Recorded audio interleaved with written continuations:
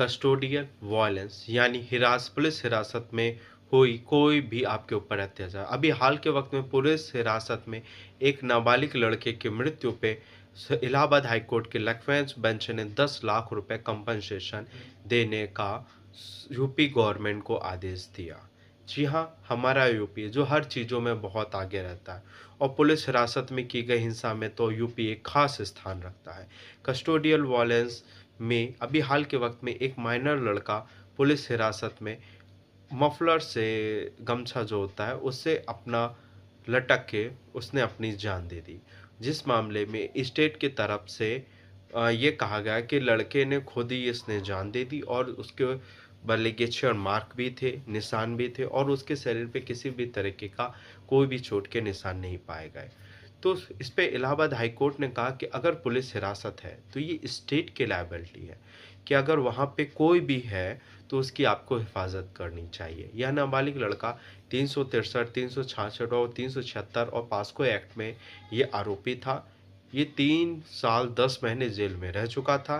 फिर इसको बेल मिल गई थी। बेल के बाद फिर ये ट्रायल में सहयोग ना करने के कारण इसके खिलाफ वारंट जारी हो गए। वारंट में ये लड़का जेल जाता है और ये वहाँ जाके पुलिस हिरासत में अपनी जान ले लेता है। लड़के के घर वालों का ज़ाहिर के तौर पे आम कहना है कि पुलिस वालों ने हमको प्रेशराइज़ किया हमारे लड़के को या उसके फैमिली मेम्बर को, इस वजह से उसने जान दे दी।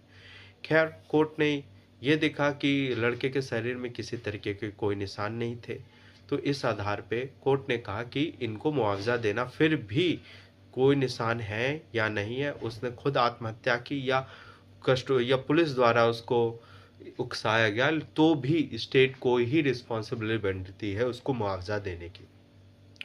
इसमें नेशनल ह्यूमन राइट कमीशन आते हैं। वो कहते हैं लगभग इसको 3 लाख रुपए का मुआवजा देना चाहिए, जो इलाहाबाद हाईकोर्ट ने बढ़ाकर 10 लाख का मुआवजा कर दिया। और यहाँ पे ये हुआ। अब देखिए, यूपी में बहुत सी ऐसी गाइडलाइंस सुप्रीम कोर्ट द्वारा दी जाती हैं। परमवीर सिंह सैनी की गाइडलाइंस है कि हर थाने में सीसीटीवी कैमरे लगाने चाहिए, लेकिन क्या वास्तविकता है क्या नहीं है, ये आप और हमसे अच्छा कोई नहीं जानते। हमारे यहाँ आज भी थानों में जो पुलिस है वो कॉलोनियन माइंडसेट की है। एक तो बहुत अथाह पावर दे दी गई है और आज तो पुलिस खुद को जज के समान मानती है कि वो वहीं पे आपको निर्णय भी सुना दे रही है। आपने अपराध किया, आपका घर तोड़ दे रही है।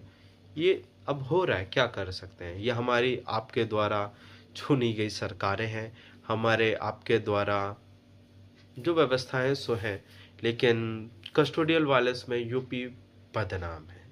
इनका बहुत बड़ा नाम है। तो यह लेकिन जो आखिरी उम्मीद है वो न्यायपालिका है। तो न्यायपालिका ने 10 लाख का मुआवजा प्रदान किया।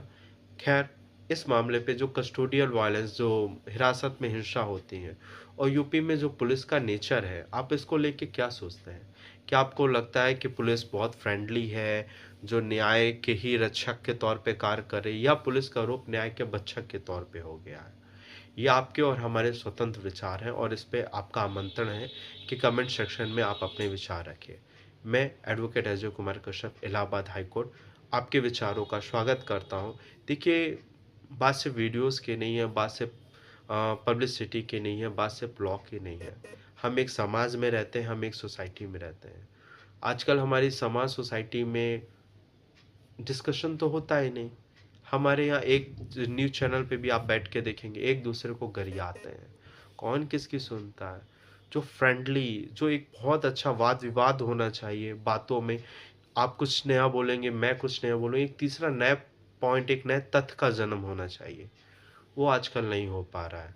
तो जब तक एक समाज एक दूसरे को सुनने की आदत नहीं डालता, ध्यानपूर्वक किसी विचार विमर्श नहीं करता, किसी समस्या पे विचार विमर्श नहीं करता, तब तक वो समस्याएं नहीं होती। एक अच्छा समाज बनाने के लिए और अभी तो एक अच्छा यूपी बनाने के लिए आप अपने विचार मुझसे साझा कीजिए। मैं एडवोकेट का इलाहाबाद हाईकोर्ट।